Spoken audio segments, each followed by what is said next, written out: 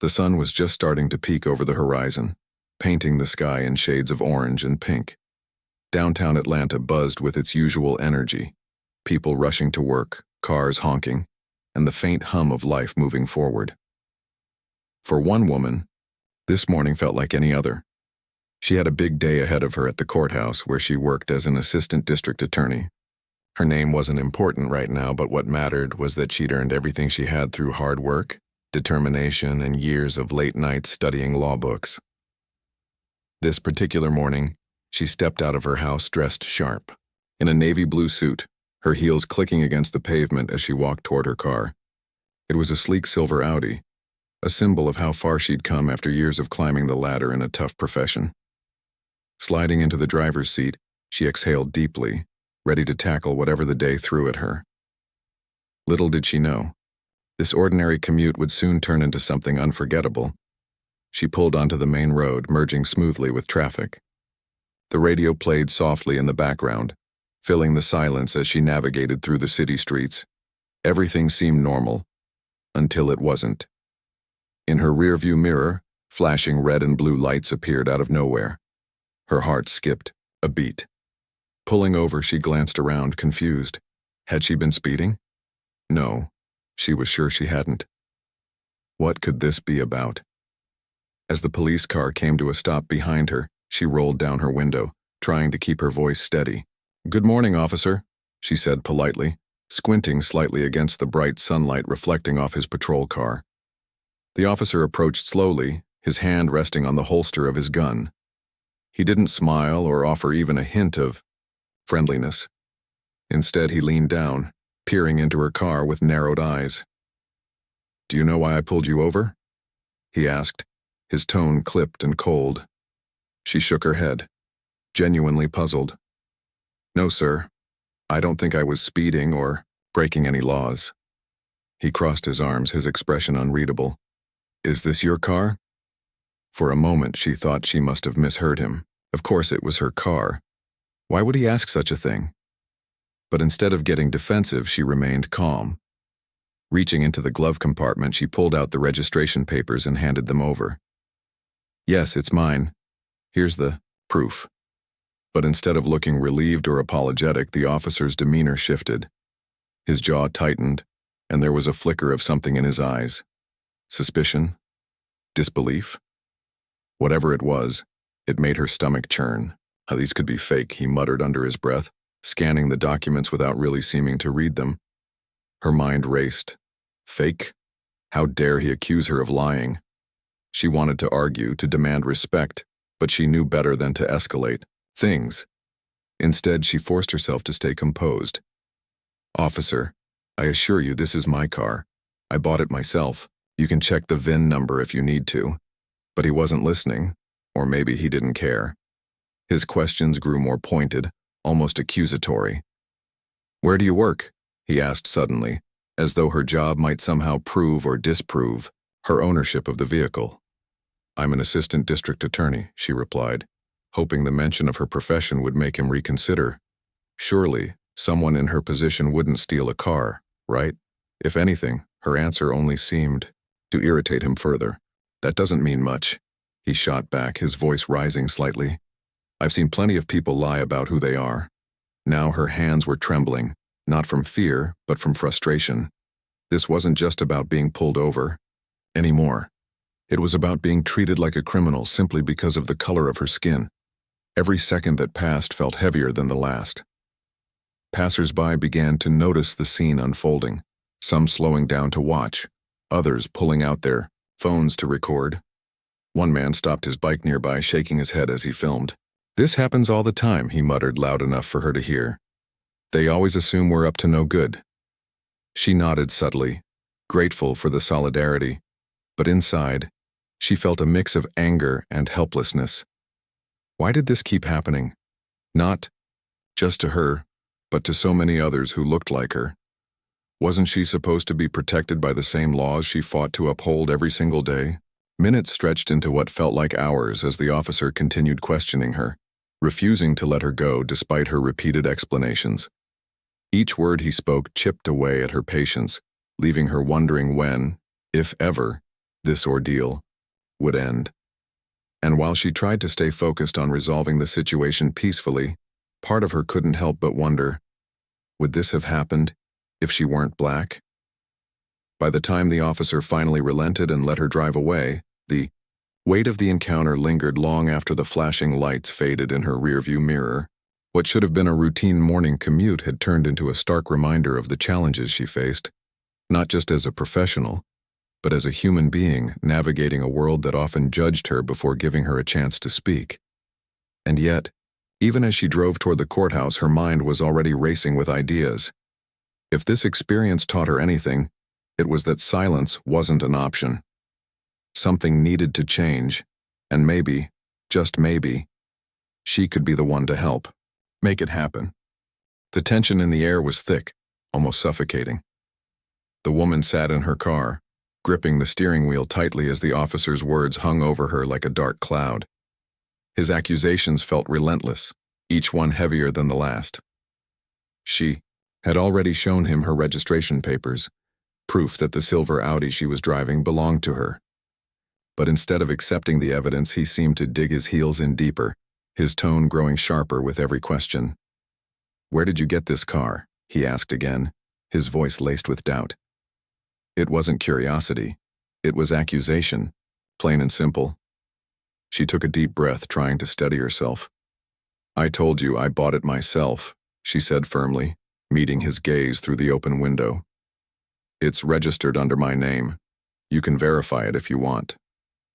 But he didn't seem interested in verifying anything. Instead, he glanced around the car, as if searching for some hidden clue that would expose her as a liar.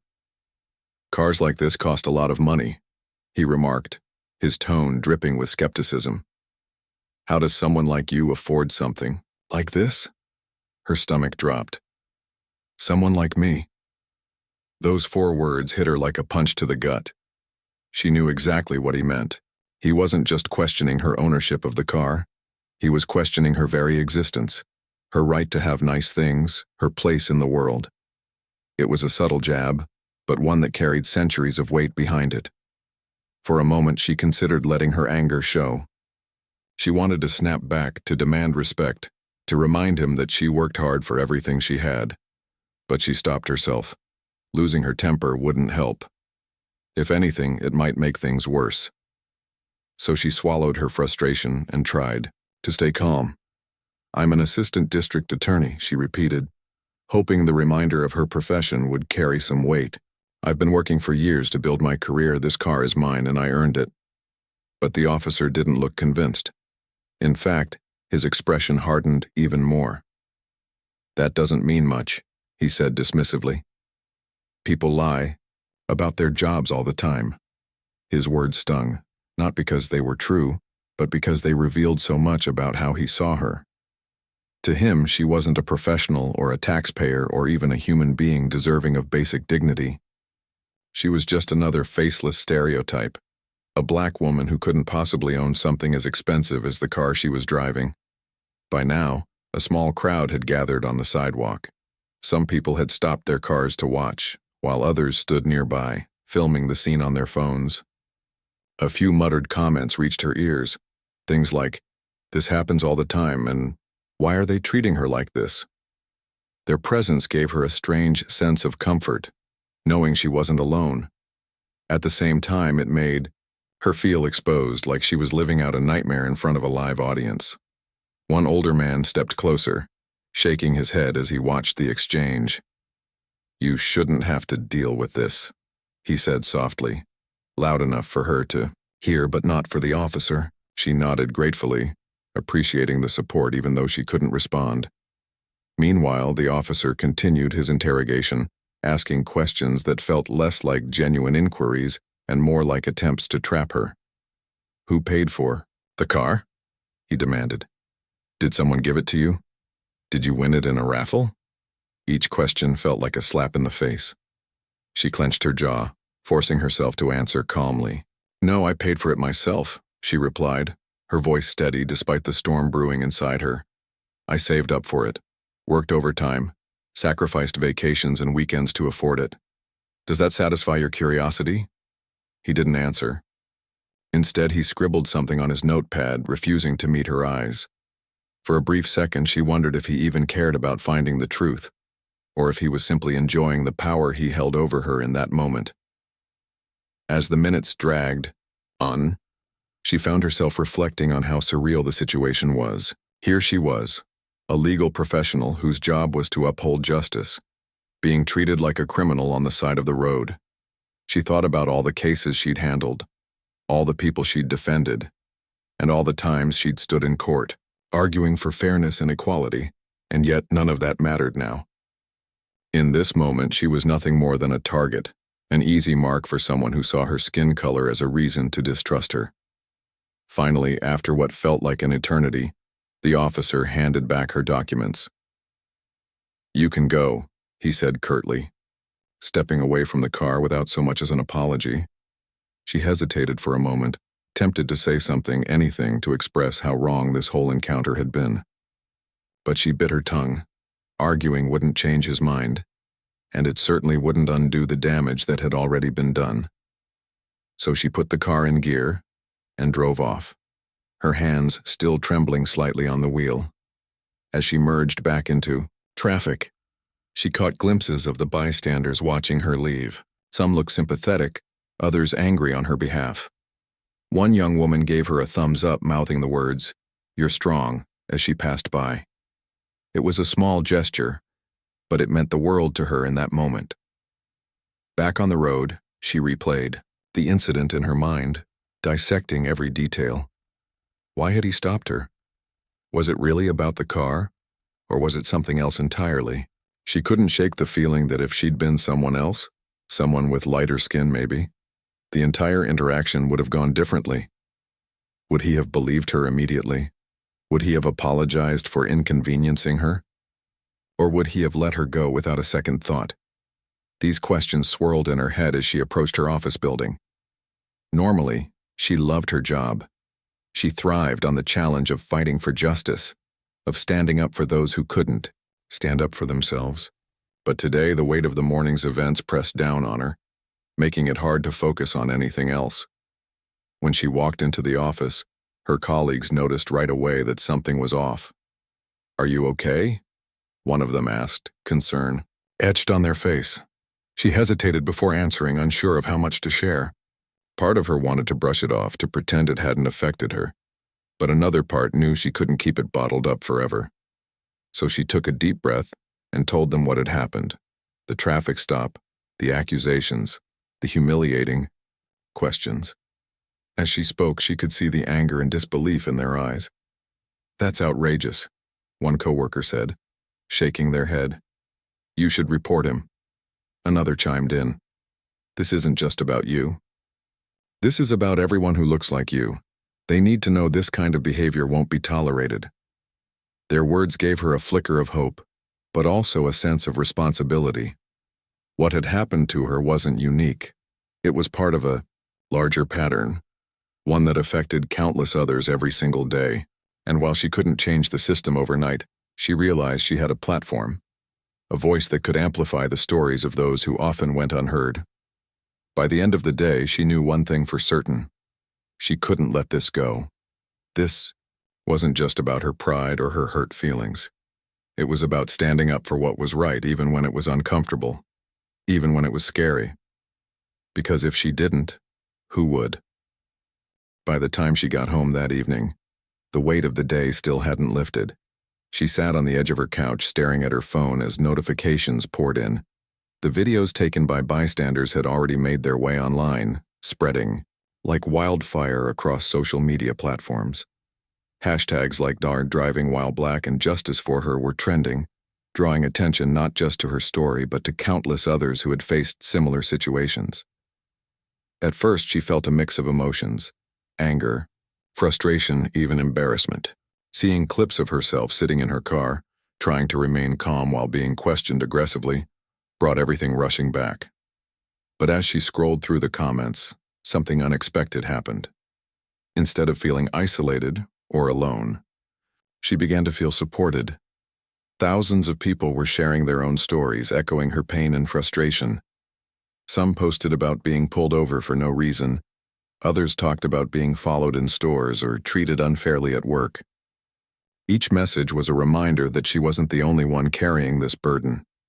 It wasn't long before local news outlets picked up the story.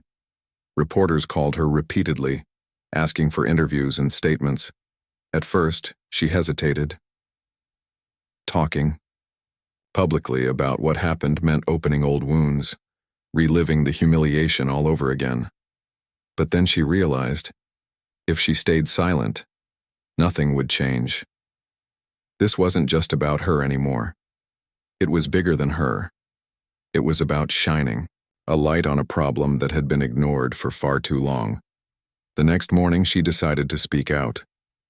She agreed to an interview with a well-known journalist known for covering civil rights issues. Sitting in front of the camera, she took a deep breath and began to recount the events of that fateful morning. Her voice trembled at times, especially when she described how it felt to be accused of stealing her own car. But she didn't shy away from the raw emotion. She wanted people to understand, not just the facts of what happened, but how it made her feel. How it made so many people feel. "I've dedicated my life to fighting for justice," she said, her eyes locking with the camera. "But when I was sitting in that car, being questioned like I was guilty of something I didn't do, I felt powerless, like none of my achievements mattered, like I was invisible." Her words struck a chord. Viewers flooded social media with messages of support, calling her brave and inspiring. Activists reached out, offering to help amplify her voice. Community leaders organized rallies outside the police precinct where the officer worked, demanding accountability and transparency. Protest signs read things like "End racial profiling" and "We deserve better."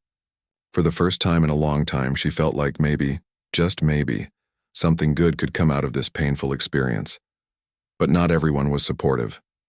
As the story gained traction, backlash began to surface. Online trolls left hateful comments accusing her of exaggerating or playing the race card. Some even went so far as to defend the officer, claiming he was just doing his job. Reading those comments stung, but they also reinforced why speaking out was so important. If people refused to see the truth, then someone had to show them. Amid the chaos, she found solace in the small moments of kindness. Friends stopped by her house to check on her, bringing food and offering hugs.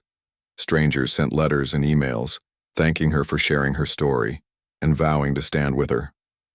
One elderly woman wrote to say she'd marched during the civil rights movement and saw parallels between then and now. "Keep fighting," the letter read. "Change doesn't happen overnight, but every step counts." Inspired by the outpouring of support, she started thinking about ways to turn this moment into action. She knew protesting and raising awareness were crucial, but she wanted to do more. She wanted to create lasting change. So she reached out to civil rights attorneys and community organizers, brainstorming ideas for legislation that could address racial profiling and policing. They talked about creating independent oversight boards to review misconduct cases, implementing mandatory bias training for officers, and requiring body cameras to ensure accountability. Her colleagues at the district attorney's office noticed the shift in her energy. Gone was the quiet frustration from earlier in the week. In its place was a fierce determination. During lunch breaks, she huddled with coworkers, discussing strategies and drafting proposals. Late at night, she pored over research papers and case studies, determined to build a solid foundation for her efforts. One evening, as she sat at her kitchen table surrounded by stacks of notes, her phone buzzed. It was a text from a close friend. "You're going to make history, you know that, right?" She smiled faintly, setting the phone aside. History wasn't her goal, not really. What she wanted was justice. Not just for herself, but for everyone who had ever been treated unfairly because of the color of their skin. She knew the road ahead wouldn't be easy. There would be setbacks, resistance, and moments of doubt. But she also knew that staying silent wasn't an option. As the days turned into weeks, her advocacy gained momentum. Local politicians started paying attention, inviting her to speak at town hall meetings and panel discussions. Community members rallied around her, organizing fundraisers to support grassroots initiatives aimed at reform. Even some members of law enforcement expressed interest in collaborating, recognizing that systemic issues needed to be addressed from within. Through it all, she remained grounded, reminding herself why she started this journey in the first place. Every sleepless night, every heated debate, every tear shed, it was all worth it if it meant making life better for future generations.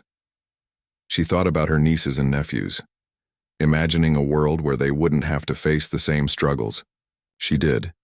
A world where they could drive their own cars without fear of being pulled over for no reason, where they could walk into a store without being followed, where they could simply exist without having to prove their worth. And though the fight was far from over, she allowed herself a moment of hope. Hope that her voice, along with the voices of so many others, could spark real change. Hope that someday, stories like hers wouldn't be headlines, they'd be relics of the past. For now, she kept moving forward, one step at a time. The momentum behind her story continued to grow, but with it came challenges she hadn't anticipated. As her call for justice spread, so did the scrutiny, not just from supporters and critics online, but also from within her own circle. Some of her colleagues at the district attorney's office admired her courage, applauding her decision to speak out. Others, however, warned her to tread carefully. "You're putting yourself in the spotlight," one coworker said during a quiet moment in the hallway. "People are watching, and not everyone is going to like what you're saying." She nodded, understanding their concerns but refusing to let fear dictate her actions. "If I don't say something now," she replied firmly, "then who will? This isn't about me. It's about making sure no one else has to go through what I did." Her determination only grew stronger as she dove deeper into advocacy work. She spent evenings researching laws related to racial profiling, poring over case files and legal precedents. She met with civil rights attorneys, community leaders, and even former police officers who had seen firsthand how bias could seep into everyday policing. Together, they brainstormed ideas for meaningful reform, things like mandatory bias training, independent oversight boards to review misconduct cases, and stricter guidelines for traffic stops. But pushing for change wasn't easy. Every step forward felt like a battle. Local politicians were hesitant to back her proposals, worried about backlash from powerful unions or losing votes in upcoming elections. Some law enforcement officials dismissed her efforts entirely, claiming that systemic racism was an exaggeration or that individual officers shouldn't be blamed for broader societal issues. "It's not about blaming anyone," she explained during a heated town hall meeting. "It's about acknowledging that there's a problem and working together to fix it. If we ignore it, nothing will ever improve." Despite the resistance, she refused to give up. Her passion inspired others to join her cause.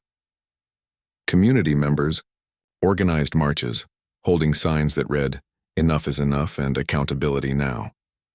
Students at nearby universities held vigils, lighting candles in solidarity with those affected by racial profiling. Even some officers began speaking out, sharing stories of how they'd witnessed bias within their departments and calling for better training and accountability measures. One evening, after a long day of meetings, she received a message from a retired detective who had reached out to offer his support. "I've been where you are," he wrote. "Fighting for change is exhausting, but it's worth it. Keep going. You're making a difference."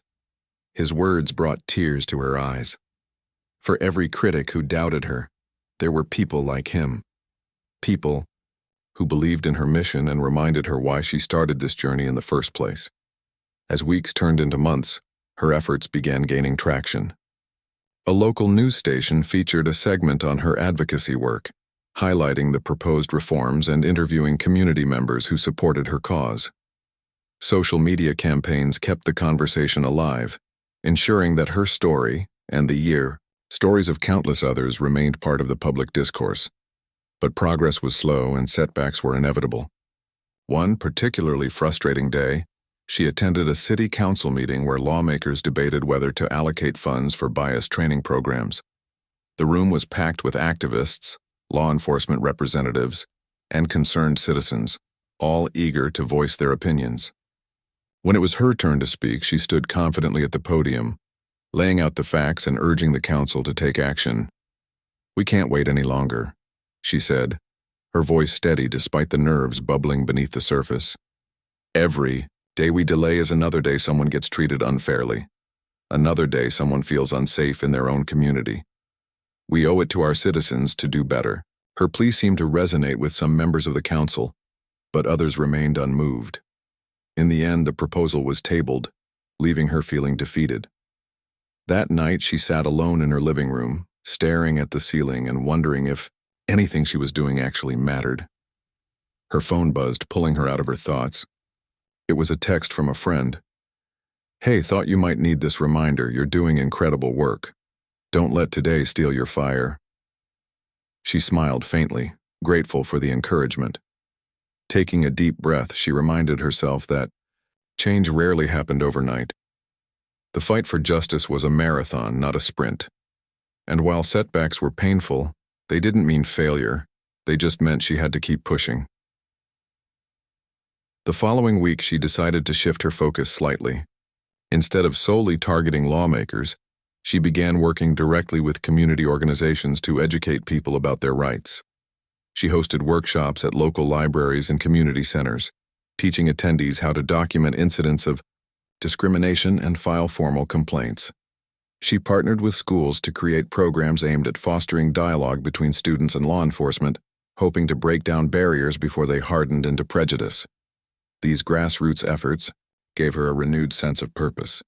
Seeing young people engage in conversations about fairness and equality filled her with hope. At one workshop, a teenage girl approached her afterward, clutching a notebook filled with questions. "I want to help too," the girl said earnestly. "What can I do?"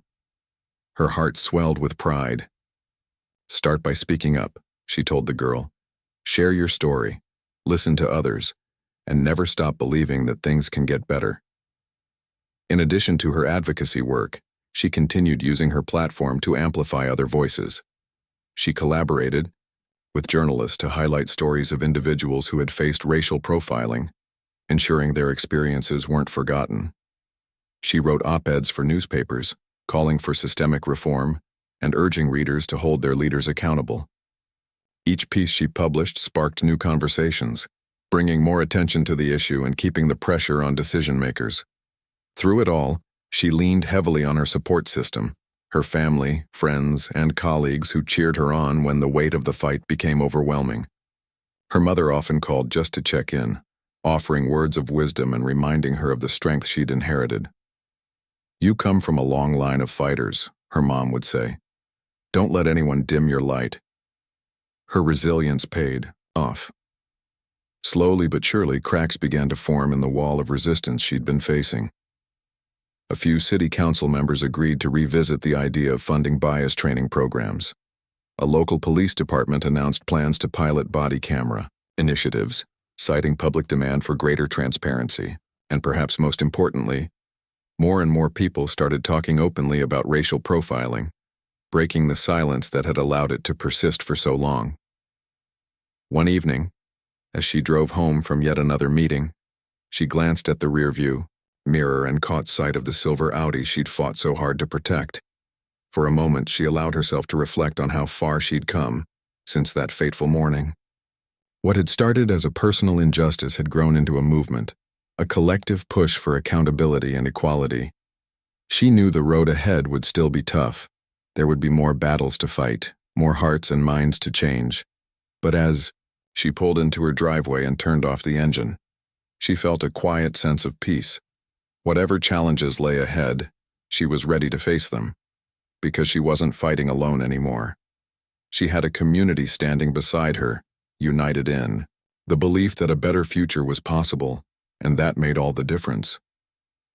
The months of relentless advocacy were beginning to show results, but not in the way she had initially hoped. The internal investigation into the officer's conduct during that fateful traffic stop finally concluded, and it was a bitter pill to swallow. The police department cleared him of any wrongdoing, citing reasonable suspicion as justification for his actions. To her and many others, the decision felt like a slap in the face. It wasn't just about one officer or one incident. It was symbolic of a much larger issue, a system that seemed unwilling to hold itself accountable. The announcement sent shockwaves through the community. Protesters gathered outside the precinct once again, holding signs that read, "No justice, no peace, and accountability matters." Social media erupted with outrage. Hashtags like "failed system" and "justice" denied trending alongside her story. For her, the disappointment cut deep. She had poured so much of herself into this fight, her time, her energy, her emotions, and yet here they were, back at square one. But instead of letting despair consume her, she channeled her frustration into action. Sitting at her kitchen table late one night surrounded by papers and notes, she realized something important. Real change wouldn't come from waiting for someone else to fix things. If the system refused to budge, then maybe it was time to rewrite the rules entirely. With renewed determination, she reached out to civil rights attorneys, lawmakers, and grassroots organizers to draft legislation aimed at addressing racial profiling in policing. They called it the Fair Policing Act, a comprehensive proposal that included mandatory bias training for officers, independent oversight boards to review misconduct cases, and stricter guidelines for traffic stops. The goal was simple: create a framework that prioritized transparency, accountability, and fairness. Getting the bill off the ground wasn't easy. Lawmakers were hesitant, some openly hostile to the idea of reform. During committee hearings, opponents argued that the measures were unnecessary, claiming they would burden police departments already stretched thin. Others accused her of using her personal experience to push an agenda, ignoring the fact that her agenda was rooted in years of systemic injustice. She didn't back down. At every hearing, she stood confidently at the podium, armed with facts, statistics, and stories from people who had been affected by racial profiling. She spoke passionately about the need for change, her voice steady despite the nerves bubbling beneath the surface. "This isn't about punishing officers," she said during one particularly heated session. "It's about protecting citizens, about ensuring that everyone, no matter their race, gender, or background, is treated with dignity and respect."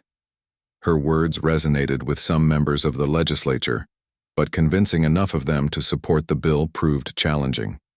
Behind closed doors, lobbyists representing powerful police unions worked tirelessly to block its progress. Rumors swirled that certain politicians were cutting deals to water down the language or kill the proposal altogether. Each setback tested her resolve, making her question whether all her efforts were worth it. One evening, after another grueling day of meetings and negotiations, she found herself sitting on her couch, staring blankly at the TV. Her phone buzzed, repeatedly with messages from friends and supporters asking for updates. She wanted to respond, to reassure them that everything was fine, but she couldn't muster the energy. For the first time in weeks, doubt crept in. Was she fighting a losing battle? Could one person really make a difference? Just as she was about to give in to the exhaustion, her phone rang. It was an old friend who had followed her journey closely. "Hey," he said when she answered. "I know you're probably tired, but I just wanted to remind you why you started this. You're not doing this for yourself. You're doing it for everyone who doesn't have a voice." His words hit home. He was right. This wasn't about her ego or pride. It was about standing up for what was right, even when it was hard, even when it felt impossible. Taking a deep breath, she thanked him and hung up, feeling a flicker of determination reignite within her. The next day, she returned to the Capitol building with fresh resolve. She met with key lawmakers, appealing to their sense of morality and duty. She shared stories of families torn apart by wrongful arrests, of young men and women traumatized by encounters with law enforcement. She reminded them that passing the bill wasn't just about politics, it was about humanity. Slowly but surely, her persistence began to pay off. A few undecided legislators agreed to support the bill, citing public pressure and growing awareness of the issue. Community organizations rallied behind her, organizing letter-writing campaigns and phone banks to urge elected officials to vote in favor of reform. Even some moderate Republicans crossed party lines, recognizing the importance of addressing systemic bias. Finally, after months of tireless effort, the moment arrived. The state legislature voted on the Fair Policing Act, and it passed, though narrowly, with bipartisan support. Cheers erupted in the gallery as lawmakers banged their gavels and congratulated each other. Outside the Capitol building, activists celebrated, chanting slogans and waving banners. For her, the victory felt surreal. It wasn't perfect. The bill had been amended several times, leaving out some provisions she had fought hard for. But it was a start, a tangible step toward creating a fairer, more just society. As she walked out of the building that evening, reporters swarmed around her, eager for a statement. Cameras flashed, microphones were thrust in her face, and questions came fast and furious. She paused for a moment, collecting her thoughts before speaking. "This is a win for everyone who believes in justice," she said, her voice filled with emotion. "But let's be clear, this isn't the end. Passing this bill is just the beginning. We have to stay vigilant, keep pushing for accountability, and never stop fighting for what's right." Her words echoed through the crowd, met with applause and cheers. As she made her way to her car, exhausted but triumphant, she allowed herself a rare moment of reflection. The road ahead would still be long and difficult, but for the first time in a while she felt hopeful. Hopeful that change was possible. Hopeful that future generations wouldn't have to endure the same struggles she had faced. And as she drove home under the glow of streetlights, she knew one thing for sure. No matter how tough the fight got, she would keep going. Because giving up wasn't an option, not when there was still so much work to be done. Months had passed since the Fair Policing Act was signed into law, and while it marked a significant milestone, she knew the real test lay ahead: implementation. Laws on paper were one thing, but ensuring they translated into meaningful change in everyday life was another challenge altogether. She threw herself into monitoring how the new policies were being rolled out, attending training sessions for officers, meeting with oversight board members, and speaking at community forums to educate people about their rights under the new law. It wasn't smooth sailing. Some police departments dragged their feet, grumbling about the extra workload or claiming the reforms were unnecessary. A few officers openly mocked the bias training programs, treating them as mere formalities rather than opportunities for growth. At one session, she overheard a veteran cop mutter under his breath, "This is all a waste of time." His words stung, but instead of lashing out, she approached him after the session ended. "Why do you think this is a waste of time?" she asked calmly, making sure her tone was non-confrontational. He hesitated, caught off guard by her directness. After a pause, he shrugged. "I've been doing this job for 20 years, he said. "I don't need some class telling me how to treat people." She nodded, understanding where he was coming from, even if she didn't agree with him. "I get that you've got experience," she replied. "But these trainings aren't just about you. They're about rebuilding trust between the community and law enforcement. People are scared, and they have every right to be. If we want to fix that, we all have to put in the effort, including you." Her words seemed to hit home. He didn't apologize or suddenly become an advocate for reform, but there was a flicker of acknowledgement in his eyes, a small sign that maybe, just maybe, he was starting to see things differently. These interactions became part of her daily routine. Whether it was talking to skeptical officers, answering questions from concerned citizens, or addressing pushback from politicians, she remained steadfast in her mission. Each day brought its own challenges, but also moments of hope. One young officer approached her after a training session, expressing gratitude for the program. "I never realized how much my assumptions could affect someone else," he admitted. "Thank you for pushing for this." Moments like these reminded her why she kept going, even when the road felt impossibly long. Change didn't happen overnight, and it certainly didn't happen without resistance. But every small victory mattered, every mind changed, every heart opened, every bridge rebuilt. As the months went by, the impact of the Fair Policing Act began to show. Reports of racial profiling during traffic stops decreased significantly in areas where the reforms were fully implemented. Independent oversight, boards started reviewing misconduct cases more thoroughly, holding officers accountable for their actions. Body cameras, now mandatory in most departments, provided transparency and evidence where once there had only been conflicting accounts. Community members noticed the shift too. At a town hall meeting, an elderly woman stood up to share her story. "Last month I was pulled over for a broken taillight," she said, her voice trembling slightly. "The officer was polite, explained everything clearly, and even helped me call a mechanic. That never would have happened before." Her words brought murmurs of agreement from the crowd. Another attendee, a teenage boy, spoke next. "I used to avoid walking through certain neighborhoods because I didn't want to deal with cops," he said. "But lately, I've seen more officers talking to people, not just patrolling. It makes me feel safer." Hearing these stories filled her with pride, not because she wanted credit, but because it proved that progress was possible. The fight wasn't over, of course. There were still pockets of resistance, places where old habits died hard. But for the first time in a long time, she allowed herself to believe that real, lasting change was within reach.